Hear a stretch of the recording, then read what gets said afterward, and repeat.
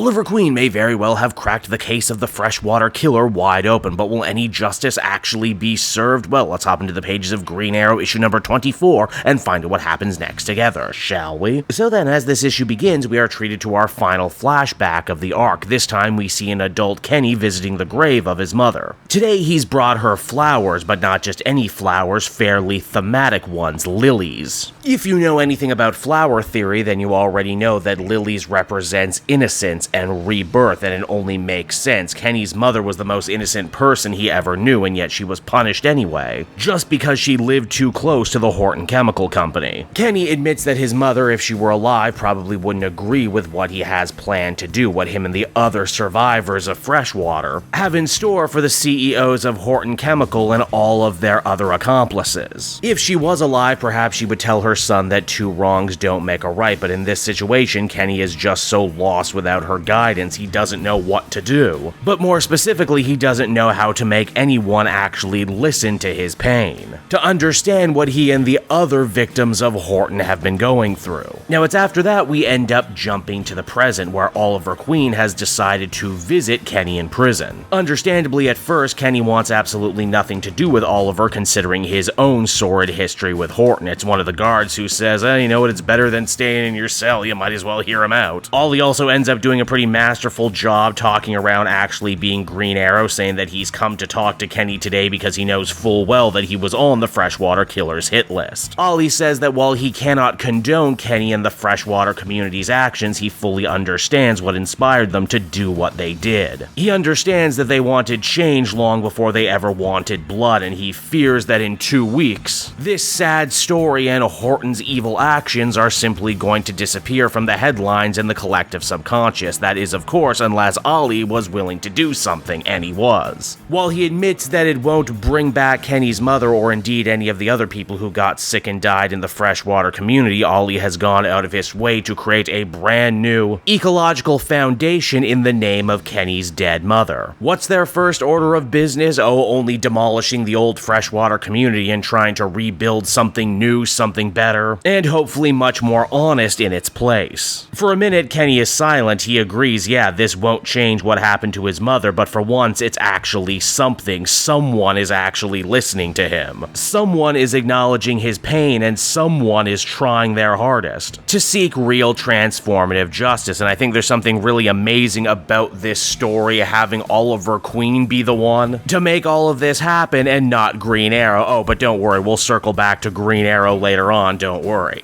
Now, it's on his way out of the prison, Ollie ends up coming face to face with Detective Bonitz, and this is actually pretty special because this is the first time they have actually officially met face to face with him out of the costume. Bonitz underwent a fair amount of growth as a person throughout this story, but she admits she's still confused by Ollie's actions. How can he be so forgiving to a group of people who wanted him so dead, only for Ollie to admit that he understands where they're coming from, and that had things been different, there would have been a very good chance that he would have been standing shoulder and shoulder with the members of the freshwater community. Yeah, Ollie is rich, yeah, he's lived a life of privilege, but he's also lost it all, many times in fact. And truly, it's being able to see the highs and lows of life that has taught Ollie what the most important things in this world is, and you would be surprised to know that the most valuable things in Oliver Queen's life also just so happen to be things that don't cost him a red cent. It's also at this point too, Detective Bonitz actually reveals her first name to Ollie. Turns out it's Lena. Get it? Lena Bina Bonitz. She also ends this little exchange by saying that Oliver Queen reminds her of someone, another guy who was equally as opinionated, and she hopes that she'll see both him and Ollie in the future. Now, so far this new series has all been about seeing a much more street-level solo Green Arrow, but I'm happy to say back at Ollie's apartment, his family has come to visit. We got Dinah, we got Roy, who will actually be the focus of the next arc in this series, as well as Connor, who is trying his hardest to recreate his father's famous chili recipe. Green Arrow says he's going to be late for dinner though, as he has one last loose end he needs to tie up, and that is Max Horton of the Horton Chemical Company, the man who ended up inheriting the whole operation after the death of his sister, the same person who also made Ollie briefly president in an attempt to try and solve her murder. Max is the one that Ollie ends up hanging all of the company's new corruption on, and by extension making him partly responsible for the same corruption too. Ollie has an ultimatum for Max, and that is starting now now. Horton Chemical is going to be a company that invests in people, invests a lot. Because people are the only thing that truly matter, the only thing that can't ever be replaced. Starting now, business at the expense of others is officially dead at Horton, and should Max get any bright ideas about going back on this agreement, well, Green Arrow will be sure to drop by and see him again. And it's as the comic officially comes to an end, Green Arrow goes out of his way to take care of his own special people in his life, making it just in time for dinner with his family. And so that was Green Arrow issue number 24, everybody, the big finale to Chris Condon's first arc on Green Arrow. And I gotta say, I was really pleasantly surprised by this whole thing. In fact, I'm really glad I made time to read all of it, because if not, I feel like I would have missed out on something particularly special. This was a real deal, slow burn, mature, nuanced take on a Green Arrow story. One that really went out of its way to sympathize its antagonist in a way I haven't seen any other comic book story do in a very long time. The book really makes the point that Kenny and Ollie understand each other in a way that few others could. They're cut from the same cloth, and had things gone differently, they very easily could have switched places.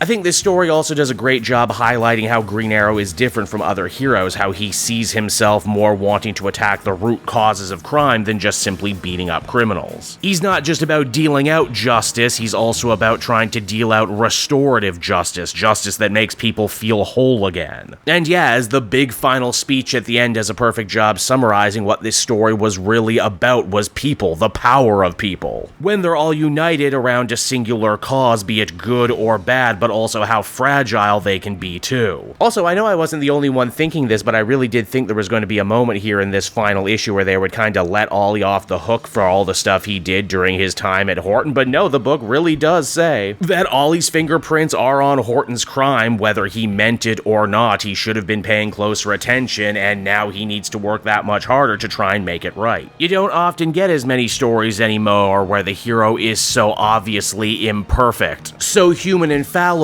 yet they fight twice as hard to really earn the name hero, and you know what, I kind of love that sort of thing. Overall, I'd give this one an 8 out of 10. Good stuff, and I can't wait to see where the book goes after this.